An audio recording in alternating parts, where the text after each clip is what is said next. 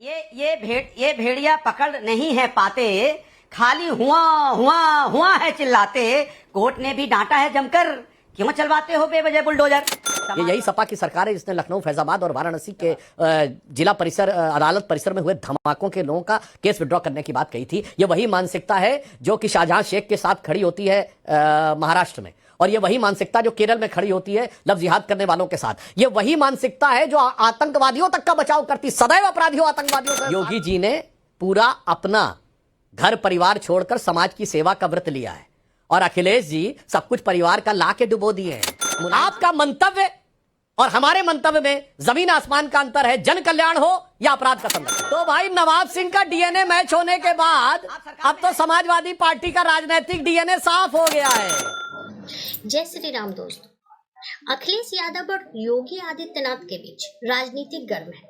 अखिलेश यादव का कहना है कि 2027 में उनकी सरकार बनी तो बुलडोजर का रुख गोरखपुर की तरफ कर देंगे। इस पर योगी ने जवाब देते हुए कहा कि टीपू चले सुल्तान बनने।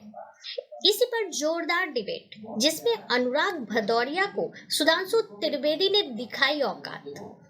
देखते हैं जोरदार देखिए, जो उत्तर प्रदेश के मुख्यमंत्री जी ने बोला है, मैं उस पर बोल दूं।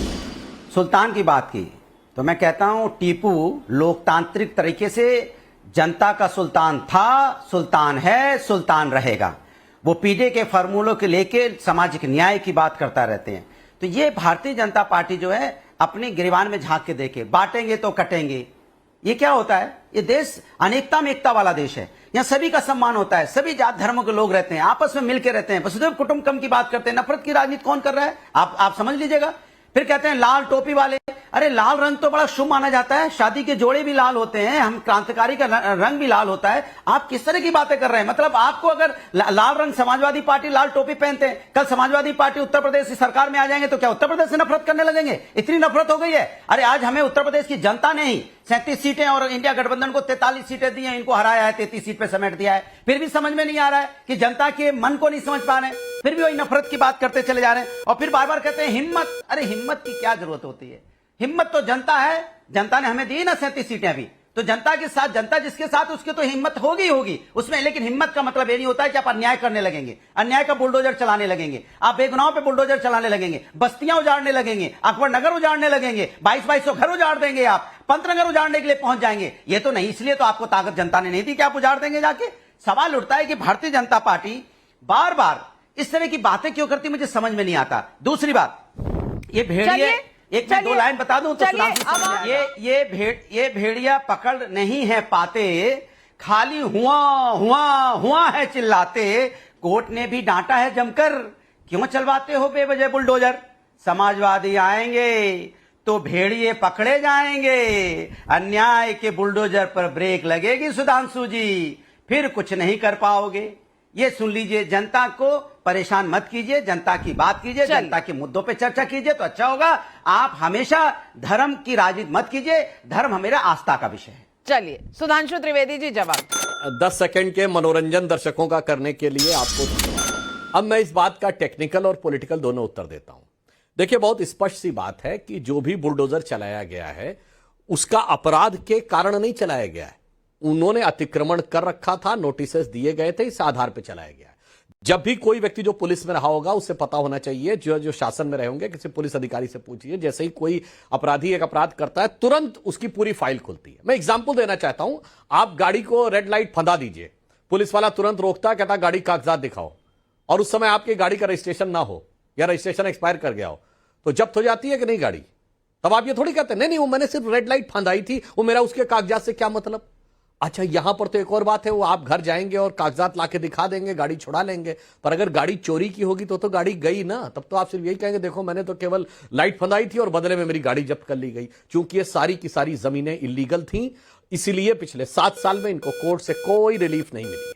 और इससे दर्शकों को यह समझना चाहिए कि समाजवादी पार्टी के शासनकाल में कितना कब्जा किया हुआ था, कितना गैर कानूनी कब्जा इन्होंने अपने लोगों और अपने समर्थकों को करवा रखा था। और यह सिर्फ हमारा आरोप नहीं है, मायावती जी की सरकार भी यह बात कह चुकी है कि समाजवादी पार्टी कैसा कब्जा कराती है और वो कब्जा छूट रहा है, इस कारण से यह समस्या उत्पन्न हो रही। और एक लाइन और कह दूं नाविका जी, यह मामला सिर्फ बुलडोजर और यूपी का नहीं है, यह एक मानसिकता का है जो हर अपराधी के साथ खड़ी होती है। ये यही सपा की सरकार है जिसने लखनऊ, फैजाबाद और वाराणसी के जिला परिसर, अदालत परिसर में हुए धमाकों के लोगों का केस विड्रॉ करने की बात कही थी। ये वही मानसिकता है जो कि शाहजहां शेख के साथ खड़ी होती है महाराष्ट्र में, और ये वही मानसिकता जो केरल में खड़ी होती है लव जिहाद करने वालों के साथ। ये वही मानसिकता है जो आतंकवादियों तक का बचाव करती, सदैव अपराधियों आतंकवादियों से सहानुभूति होती है, जो याकूब मेनन की जुडिशियल किलिंग और अफजल को हालात का मारा कहने लगती है। इसीलिए सदैव समाजवादी पार्टी की सहानुभूति ऐसे ही लोगों के लिए होती है। और मैं दर्शकों को याद दिलाना चाहता हूं, अनुराग भदौरिया जी भी एक बार मेरे साथ डिबेट में उसमें रह चुके हैं, जब योगी जी ने विधानसभा के पटल में बोला था माफियाओं को मिट्टी में मिला देंगे, तो कुछ कहने की जरूरत नहीं पड़ी, एकदम स्प्रिंग की तरह उछल कर अखिलेश जी ने कहा था आप ऐसी भाषा कैसे बोल सकते हैं। तो समझ में आ रहा था कि अरमान किसके मिट्टी में मिल रहे हैं और किसके अरमान टूट रहे हैं। जवाब दीजिए अनुराग भदौरिया जी। जवाब 2 सेकंड का। देखिए, सुधांशु जी गाड़ी पे चढ़ गए, स्टीयरिंग भी पकड़ ली उन्होंने, रेड लाइट भी जंप कर गए। तो ये बताइए कि जो लखीमपुर के मंत्री थे उनके बेटे कौन सी गाड़ी चला रहे थे जो उन्होंने रौंद दिया? 4 किसानों को रौंद दिया था ना। कौन सी गाड़ी की स्टीयरिंग चला रहे थे और कौन सा माफिया में वो मिट्टी में मिला दिया गया? मैं पूछना चाहता हूं, रौंदने वाले को मिट्टी मिलाया क्या आपने? बुलडोजर किया क्या आपका? वो तो रेड लाइट भी नहीं थी, वहां पे खुली रास्ता था, फिर भी रौंद दिया आपने। उसके बाद आप सन्नाटे में, बोलना नहीं है, चुप्पी साध गए, आवाज नहीं निकलेगी। 1 घंटे तक डिबेट करोगे तो आप नहीं बोल पाओगे कि वहां बुलडोजर चलना चाहिए। सुधांशु जी का जवाब, घटना पे सुधांशु जी का जवाब, नहीं, सुधांशु जी का जवाब अब आप सुनिए। आपने 2 सेकंड कहा था, सुधांशु जी जवाब दीजिए। भदौरिया जी, ये भरत मुनि के नाट्य शास्त्र से प्रेरित भाव भंगिमा दिखाने की बजाय तथ्य की बात करिए। आपने लखीमपुर में जिस घटना की बात कही उस पे तो हमारे मंत्री का बेटा गिरफ्तार हुआ, एसआईटी ने उस पर रिपोर्ट दी, पर उसी समय 4 लोग लाठियों से पीट कर मार दिए गए। वो तो सरासर हत्या हुई, उस पर बोल पाए चुप, बुलडोजर। उसी भीड़ ने 4 लोग, देखिए अगर गाड़ी चढ़ाई गई तो उसमें यह संभव, उसी जगह वो घटना हुई थी। भदौरिया जी याद करो, सेलेक्टिव डिमेंशिया नहीं होना चाहिए।